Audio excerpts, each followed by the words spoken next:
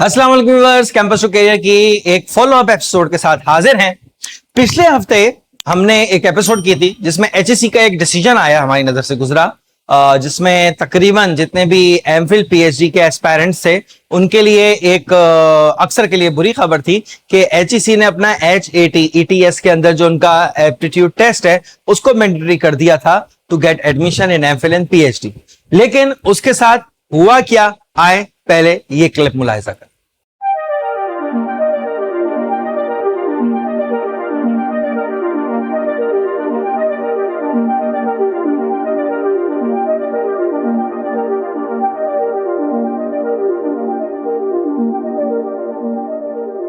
So viewers, इस clip में आपने देखा कि एचईसी ने भरपूर कोशिश की कि किसी तरह से यूनिवर्सिटीज को नॉकआउट किया जाए, लेकिन यूनिवर्सिटीज ने भी बहुत मेहनत की और लक उनका साथ दे गई। आज इसी के ऊपर बात करें।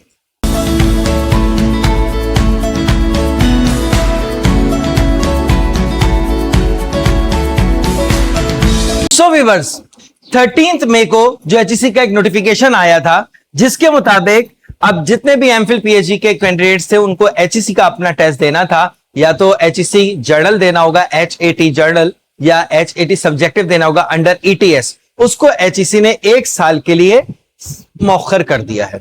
ये 25 को एक नोटिफिकेशन आया और इसकी लैंग्वेज बहुत इंपॉर्टेंट है, इसको जरा देखें, हमारे स्क्रीन पे भी आपको नजर आ रहा होगा। Based on the request receive from the number of universities DAI seeking additional time implementing the decision to conduct GRE HAT journal and GRE HAT subject test through education testing system for admission to level 7 and level 8 program respectively. The earlier notification decision has been deferred. इसको खत्म नहीं किया है, ये वापस नहीं हुआ है, has been deferred to take effective from fall 2027। पहले ये जो है 2026 यानी कि बिल्कुल अभी जो एमफिल पीएचडी के एडमिशन आ रहे थे इसके साथ कनेक्टेड था, लेकिन अब एचईसी ने इसको एक साल के लिए मौखर कर दिया है, एक साल के लिए आगे कर दिया है। और मेरे ख्याल से it's a very good decision so that universities get ready for this change and students as well.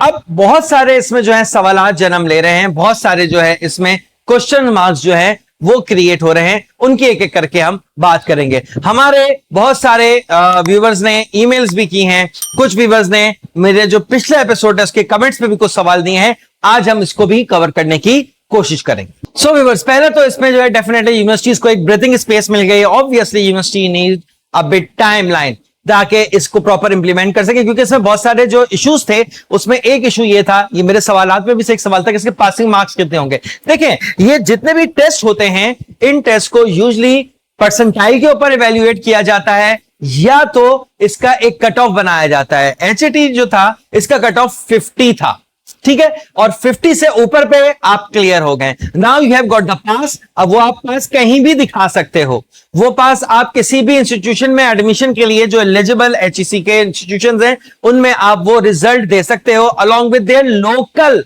Rubrics, local conditions. Like ये बात हमने लास्ट एपिसोड में भी की थी कि डेफिनेटली टेस्ट तो बहुत सारे लोग पास कर लेंगे, सीट्स कम होंगी, उसके बाद के क्राइटेरिया क्या होंगे, क्या यूनिवर्सिटीज इंटरव्यू लेंगी, क्या यूनिवर्सिटीज कोई इंटरनल टेस्ट लेंगी, उसके बाद जो कि नहीं ले सकती एचईसी ने कहा टेस्ट एक ही होगा, इंटरव्यू वाला ऑप्शन ज्यादा बेहतर लग रहा है। क्या यूनिवर्सिटी जितने भी एप्लीकेंट आएंगे उनका कोई रेशो बनाएंगी कि उनकी एकेडमिक परफॉर्मेंस क्या है, उनकी रिसर्च कंट्रीब्यूशन क्या है, प्लस उनकी जो है जैसा भी कहा कि इंटरव्यू की परफॉर्मेंस क्या है उसके ऊपर लेंगी, या कोई और रूब्रिक्स बनाएंगी। तो यूनिवर्सिटीज को भी क्लियर होने के लिए टाइम लगेगा। और देखिए, यूनिवर्सिटी में प्रॉपर स्टैट्यूटरी बॉडीज होती हैं, प्रॉपर चैनल्स होते हैं, उसके थ्रू मल्टीपल बॉडीज से प्रूव होके जो है under the guideline of HEC चीजें इंप्लीमेंट होती हैं। तो ये बहुत बेहतर फैसला है कि इसको आगे कर दिया गया। इसका एक और फायदा होगा कि अब यूनिवर्सिटीज को मजीद एचईसी से कोऑर्डिनेशन का मौका मिलेगा और they will seek more clarity about the framework that दे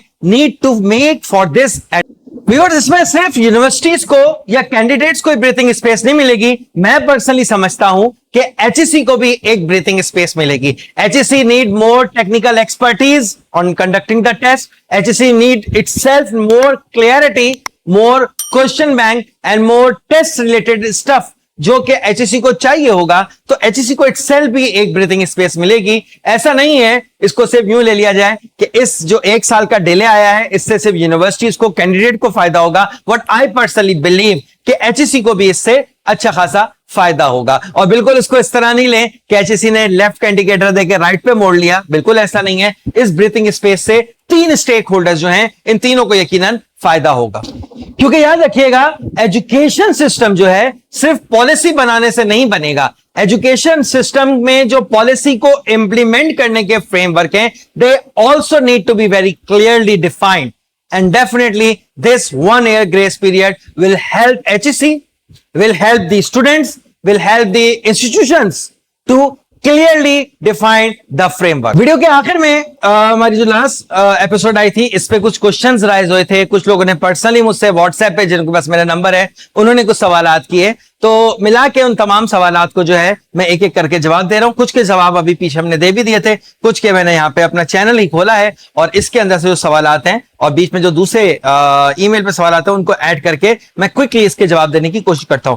पहला सवाल हमारे पास आया है हुमा असलम की तरफ से, what will the HAT score have equal weightage in all university of Pakistan. Huma, इसका मैंने जवाब मेरे ख्याल से दे दिया है, इसको मैं लाइक भी कर देता हूं ताकि आपको पता लग जाए कि मैंने इसको एक्नॉलेज कर दिया है। और इसका जवाब है यस। यस इस तरह से कि 50% पे जो है वो पास होंगे तो इक्वल वेटेज हुआ। उसके बाद यूनिवर्सिटी अपना रूब्रिक्स अब बनाएगी इस पूरे साल में, जिसके अंदर जो है हो सकता है कुछ यूनिवर्सिटीज कंप्लीटली टेस्ट के ऊपर एंट्री देते हैं, कुछ यूनिवर्सिटीज इसमें इंटरव्यू हो सकता है लगाते हैं, कुछ यूनिवर्सिटीज हो सकता है इसमें प्रपोजल राइटिंग जो है ऐड कर देंगे, जी आप एक रिसर्च प्रपोजल दें उसके साथ हम करेंगे। जिस तरह से इंटरनेशनल यूनिवर्सिटीज में भी जाते हैं तो बहुत सारी यूनिवर्सिटीज जो है आपसे एक स्पेसिफिक टॉपिक के ऊपर प्रपोजल, रिसर्च प्रपोजल लिखवाती हैं, तो हो सकता है यूनिवर्सिटीज इस पे चली जाएं। तो इस तरह से 50% अगर आपने सिक्योर किया तो you are eligible to be considered as a potential candidate, और उसके बाद यूनिवर्सिटी अपने रूब्रिक्स बनाएंगी जिसके ऊपर जो है आपका एडमिशन होगा। एक और सवाल हमारे पास आया है लामीना अमल, स्पेस नहीं होता तो नाम पढ़ने में थोड़ा सा मुश्किल हो रहा है। आपका भी कमेंट मैंने लाइक कर दिया है। Sir kindly guide me about HAT test for MPhil and PhD eligible will be same और डिफरेंट। अच्छा, ये बहुत सारे स्टूडेंट्स ने मुझसे अलग से सवाल किए, 2 से 3 ईमेल भी इसके ऊपर मेरे पास आई है। देखें, नोटिफिकेशन को भी अगर आप फॉलो करें तो एक है HAT जर्नल और एक है HAT सब्जेक्ट।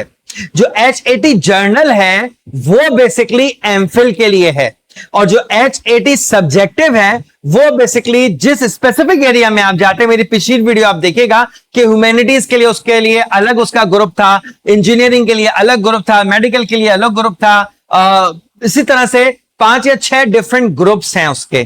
ठीक है, तो आप ग्रुप्स के लिहाज से देंगे। HAT जर्नल अगर आप दे रहे हो तो आप एक्चुअली वर्क कर रहे हो for your admission in MPhil, और अगर HAT सब्जेक्टिव दे रहे हो तो वो स्पेसिफिक कोर एरिया से होगा जिस स्पेसिफिक एरिया में आप PhD करने जा रहे हो। तो इसका जवाब है जी हां, एमफिल का टेस्ट अलग होगा, PhD का टेस्ट अलग होगा। क्योंकि एक इंटरेस्टिंग सवाल यह भी उठा था कि अगर कोई स्टूडेंट आज एमफिल के लिए HAT देता है, 2 साल 2.5 साल में वो एमफिल कर लेता है, क्या PhD के लिए दोबारा टेस्ट देगा? तो उसका जवाब था जी हां, क्योंकि टेस्ट की नेचर अलग अलग है। एमफिल के लिए जर्नल है और PhD के लिए सब्जेक्टिव है। By the way, side line में बता दूं, ये भी एक ईमेल में सवाल था, ये टेस्ट यूजुअली 2 साल के लिए वैलिड होता है। इसके बाद एक और हम कमेंट में आते हैं, इंग्लिश लिंग्विस्टिक के लिए कैसे अप्लाई करें। सबसे पहले तो वो यूनिवर्सिटी ढूंढें, नाम लेना भूल गया मैं, ये मरियम है जिन्होंने ये सवाल किया है। इंग्लिश लिंग्विस्टिक के लिए बेटा सबसे पहले आपको यूनिवर्सिटीज ढूंढनी पड़ेंगी, क्योंकि हर यूनिवर्सिटी जहां डिपार्टमेंट ऑफ इंग्लिश है वो भी इंग्लिश लिंग्विस्टिक में ऑफर नहीं करते एमफिल और PhD। आपको देखना पड़ेगा कौन कौन सी यूनिवर्सिटीज जो हैं वो इंग्लिश लिंग्विस्टिक के लिए एमफिल या PhD, जिस लेवल पे भी आप जा रहे हो, आपने लेवल मेंशन नहीं किया है, वो आप जो है सर्च करोगे। उसके बाद आप जो है HSC ह्यूमैनिटीज के लिए जो टेस्ट है वो देंगे, और उसके बाद उस यूनिवर्सिटी में एडमिशन का वेट करेंगे। लेकिन ये सिर्फ 1 साल बाद है। अभी तो आप फिलहाल डायरेक्ट यूनिवर्सिटी को अप्रोच करें। यूनिवर्सिटी की जो एग्जिस्टिंग पॉलिसी है, जो कि यूजुअली यूनिवर्सिटी का अपना टेस्ट है, तो उसको आप दें और यकीनन आप एडमिशन ले सकते हो। अगर आप प्लान कर रहे हो या एलिजिबल हो गए 1 साल बाद, तो उसका जवाब है कि आपको ह्यूमैनिटीज का टेस्ट देना होगा, HAT का जो है, और उसके बाद यूनिवर्सिटी की पॉलिसी पे आपका एडमिशन होगा। इसी तरह से एक और हमारे पास सवाल है मोहम्मद ताहिर ने पूछा है, अस्सलाम वालेकुम। वालेकुम अस्सलाम ताहिर। और ताहिर ने सवाल किया है, इस टेस्ट से फॉरेन कंट्रीज में ऑल कंट्रीज में स्कॉलरशिप के लिए अप्लाई कर सकते हैं या नहीं? जी हाँ, देखो ताहिर, अभी शुरू में मैंने बात की है और ये तमाम स्टूडेंट्स के लिए बहुत इंपॉर्टेंट पॉइंट है। सबसे पहले तो ये याद रखिएगा कि हर फॉरेन यूनिवर्सिटी में इस टेस्ट के थ्रू अप्लाई नहीं कर सकते। फिर कुछ स्कॉलरशिप्स हैं, अगेन जिसके ऊपर मेरा प्रोग्राम है, लास्ट टाइम भी इसका लिंक दिया था, मैं दोबारा दे रहा हूं। डिफरेंट स्कॉलरशिप्स हैं जिनमें चाइनीज गवर्नमेंट की स्कॉलरशिप है, हंगेरियन गवर्नमेंट की स्कॉलरशिप्स है और बहुत सारी स्कॉलरशिप्स हैं। कंप्लीटली आप मेरा ये प्रोग्राम देख सकते हैं, जिसमें बेसिकली एक ये टेस्ट होगा। एचएससी इस मामले में भी साइलेंट है, लेकिन जो एक लॉजिक कहती है वो यही कहती है कि आपने अगर एक टेस्ट दे दिया, यही तो इस टेस्ट की असल में जीत है कि आपको हर यूनिवर्सिटी के लिए, हर स्कॉलरशिप के लिए अलग अलग टेस्ट में अपेयर नहीं होना। आप सिर्फ एक टेस्ट दे दो, जैसे कि जीआरई होता है, जैसे कि जीमैट होता है, जैसे कि टॉफिल होता है, जैसे कि आइल्स होता है, जैसे कि टेफिल होता है। ये डिफरेंट टेस्ट हैं। आप एक टेस्ट देते हो, फिर you can apply to multiple universities. ये बिल्कुल उसी तरह का सेटअप है जो कि इंटरनेशनल यूनिवर्सिटीज में चलता है कि आप एक टेस्ट दोगे, इसको मल्टीपल यूनिवर्सिटीज में अप्लाई कर सकते हो। तो लोकल यूनिवर्सिटी में तो हर यूनिवर्सिटी में अप्लाई कर सकते हैं। हो सकता है कोई फॉरेन यूनिवर्सिटी भी एचएससी का अगर उनके साथ एमओयू होगा तो वो उसको एक्सेप्ट कर ले। हां, ये चीज एचएससी की जो स्कॉलरशिप्स होती हैं, ये रिजल्ट मेरी जहां तक लॉजिक साथ दे रही है, एचएससी से अभी इस पे क्लेरिफिकेशन मजीद मांगने की जरूरत है, लेकिन मेरी लॉजिक की साथ दे रही है कि यस, उस पे भी एलिजिबल होगा। जितने भी ऐसी स्कॉलरशिप हैं जो किसी भी यूनिवर्सिटी की वाया एचएससी आती हैं, उसमें आप ये टेस्ट स्कोर जमा करा सकते।